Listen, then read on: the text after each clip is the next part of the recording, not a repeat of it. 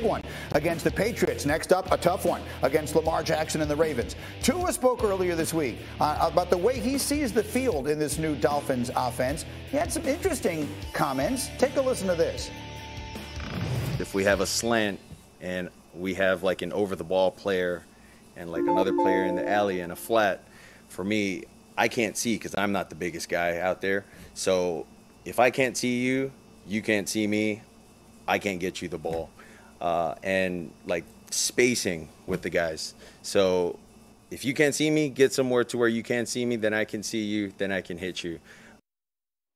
All right, so this is an interesting example of sometimes quotes get disseminated, not inaccurately, but you just read the words. Tua said, I can't see because I'm not the biggest guy out there, and people react. Now that you hear the quote in context, RC, do you have any issue with what he said?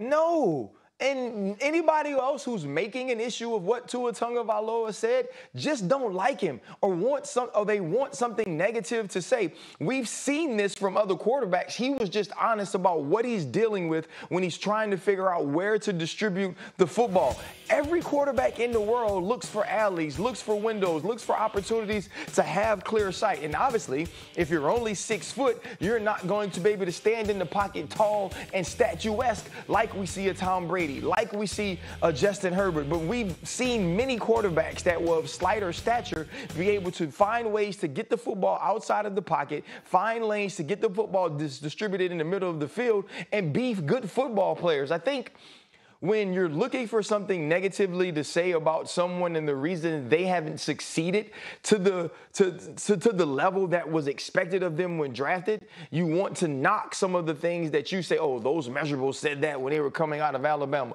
Tua Tagovailoa is simply saying this: I have to find lanes to throw the football, and if you're a player on my team or a wide receiver in the route, you have to find lanes or give me lanes to throw into. That's very simple football. Yeah. Everyone who is not stupid understands that. So anybody who's trying to pile on this young man about that is really just looking for negativity. That's fair. And, you know, Dan, it does make me think, as someone who, you know, we cover the game and have for a very long time. Mm-hmm. He's entered that place now where everything he says becomes news. People are just parsing everything he says, and the only way to get out of that is to win. If he wins a bunch of games, all that stuff becomes irrelevant. Absolutely. And look, I mean, you say we hear it in context. I don't really feel like we did, because I don't know what the question was that he was asked, right? Right. What is he talking about? Is he trying to explain the way a play unfolded? So, yeah, I don't think we have it in context. But I think RC's right. I mean, this is going to be fodder for those that want to say there's something wrong with Tua, or he can't get it done, or he's too this or too that. And for the rest of us, I think it'll just be forgotten. Brooke, it was a good start for Tua in week 1. What are you hearing from people you talk to around the league? Well, I mean, look, it was a good start, and I agree with RC, and I agree with Dan here, too. If he saying that quote leaves out that I'm not the biggest guy in the world, then we're not having this conversation. Because, look, Tua's 6'1", 6'2". He's not as short as Kyler Murray.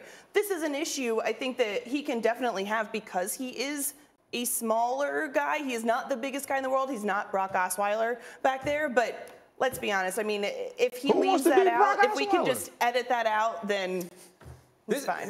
This is the moment when you're a player and you're in the locker room and you see this pop up on television, and maybe a guy like Rob Ninkovich is talking about it. You look at him and you circle his head and you say, "This guy's an idiot. What's this guy talking about? He makes come on, like it's a non-story. It's not a. We understand." For a quarterback to throw it to his receiver, he has to see the receiver. He has to have a lane in front of him. That's why. If I don't know about that.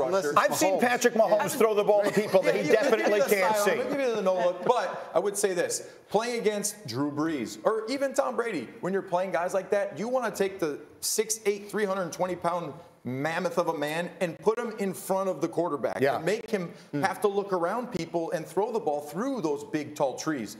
If you don't, then you have clear vision. Very quickly, I want to play my new favorite game, which is called Cindy. Put the picks on the screen. We're doing this sort of as we go today. We're experimenting with something new. I don't know who they hooked. Well, okay, there you have it. There you have it. Everybody, clean sweep. Get the broom. Everybody is on the Ravens. That means run to the bank and bet on Miami. All right, as we roll on here in a battle of two of the best quarterbacks in the NFL, the better game manager won. What does that mean for Patrick Mahomes and company? To have those dominant performances. I'm with you. That's one of 2 Monday night games. I like Minnesota. Brooke, give me an upset this week. We talked about the Superdome being a house of horrors for Tom Brady, but man, the Colts house of horrors is in Jacksonville, Florida, which is funny because I love it because there's a Whataburger and a Bojangles on the same street. But Michael Pittman Jr. did not practice yesterday. To me, that is a huge problem. And the Colts have not played well. They've lost the last 3 games in Jacksonville. I'm going Jags. I mean, after a tie with the Texans, if they lose to Jacksonville, we're going to have to sound the alarms. I like it. Nico, give me an upset. How about Bob Swirsky and the Chicago Bears are going to beat the Green Bay Packers, and they're going to do it in surprising fashion. I do believe. The Bears, listen, I'm going to go back to my regular voice. The Chicago Bears, yes, they beat the 49ers week 1 in a monsoon. But this is more about the Packers and what they're lacking. That's protecting the quarterback, that's running routes properly. They have a young receiving core. They're struggling across the board. So this has upset alert written all over it if the Green Bay Packers don't get back on track. The pride of Joliet, Illinois, making that pick there. Let's see if anyone's with him. Does Brooke pick it with him? Let's see. No. Let's populate the picks. Brooke, anyone else taking the Bears? No. Okay, so you have no bias up here. But Graziano, this is your game Sunday night, right? You're going to be there for us covering for ESPN. The world is panicking, right, about the Packers and their performance week 1. What are they saying inside? They seem okay. I talked to a couple people there yesterday, and it doesn't sound like the vibe is one of significant concern. One of the guys I talked to was Aaron Jones, the running back, and he said, look, it's up to all of us to help get the rookies, the young receivers on the same page. And he said, this happens to everyone that come in the league. He told me a story about how when he was a rookie, he jumped off sides twice in a row. They pulled him out of the game, and Rodgers came over to him, and he was a little worried. But Rodgers kind of put his arm around him and said, hey, you gotta watch that. That's how you get taken off the field. We can't be giving away yards. He said, so Rodgers is actually better than you think at teaching these guys and showing a little patience with them. I think they're going to be okay as they get on the same page together. I have bigger concerns about them protecting him with those linemen. Well, that's the point. We talked earlier, RC, about how the Buccaneers have questions and protection, and they have questions on the outside. Well, the Packers have exactly the same thing. They've got Aaron Rodgers took a beating against Minnesota last Sunday. Could he be? I can't even fathom the conversations, RC, that you, me, Rex, and Dan will have on Monday morning if the Bears do what Ninko was talking about Sunday night and pull off this upset.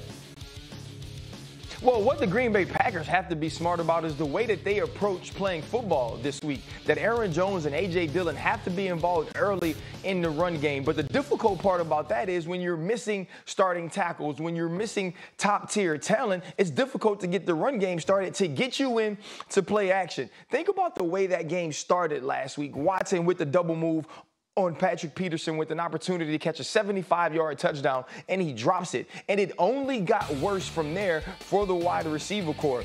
If the Green Bay Packers don't figure out that it's about playing dominant defense, running the football, and then getting a pass game off of that, they are going to lose to the Bears. And the Bears are going to find themselves a team that people always understood going throughout the whole offseason did nothing to help their young quarterback, could be 2-0. Now, beating the San Francisco 49ers in the monsoon was one thing. If the Bears beat the Green Bay Packers, it's going to solely be on the Green Bay Packers and what they cannot do offensively. And nobody is going to want to deal with four-finger scotch Aaron Rodgers on Monday morning. I tell you what, I see what you're doing here, Ninko. I can see it. Yeah. The Vikings have a tough game in Philadelphia. Graziano just pointed out they're an underdog. The Lions have lost a game. If they knock off the Packers, it'll be the Bears all alone atop the NFC North. Super Bowl champs, Chicago Bears. No, you mean this? Is this your heart talking or is this your head? The heart of your head telling us that the Bears are going to knock off Aaron and company. So what I said earlier about the Green Bay Packers having issues, like you talked about previous receivers saying Aaron Rodgers put their arm around them, they don't want to take you off the field. They can't take the young receivers off the field. That's all they have. So there is nobody else. They are going to have to go out there and perform at a high level with Aaron Rodgers, a guy that's going into the Hall of Fame, breathing down their throats. Listen, you need to be here. The timing needs to be right. This is where I expect you to be because guess what? I don't have time back here. And you saw it week one. He was getting ping-ponged around back there in the pocket, getting beat up. And he can drink all the tea he wants. It's not going to help him. Rodgers has owned that division, and he will tell you about it. If they lose Sunday night, they'll be 0-2 in the division to start the season. Meanwhile, Tua and the Dolphins opened their season with